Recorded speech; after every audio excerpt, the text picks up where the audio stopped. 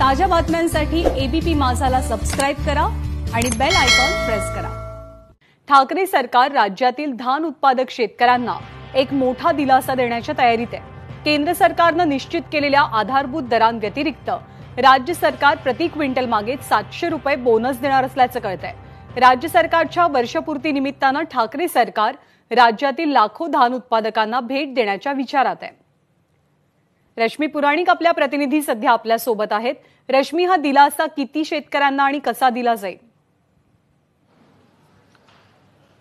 ज्ञानदाची माहिती मिळते त्यानुसार आजच्या कॅबिनेटमध्ये हा प्रस्ताव आहे। या प्रस्तावानुसार खरीप हंगामामध्ये धान उत्पादक शेतकरी आहे त्यांच्यासाठी एक आधारभूत किंमत जी आहे ती केंद्र सरकारने ठरवलेली आहे। त्या किमतीवर 700 रुपये वरती प्रति क्विंटल अशा पद्धतीने जो भार आहे तो राज्य सरकार उचलणार आहे। त्यामुळे हा कुठेतरी 700 रुपयांचा बोनस राज्य सरकार शेतकऱ्यांना देणार असल्याचं समजते। आजच्या कॅबिनेटमध्ये हा प्रस्ताव येणार आहे। तो प्रस्ताव मंजूर झाल्यानंतरच त्याची अधिकची माहिती मिळू शकेल।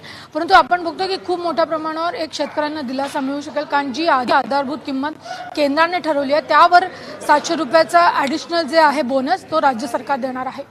ज्ञानदा, रश्मी, धन्यवाद या सगळ्या माहितीबद्दल।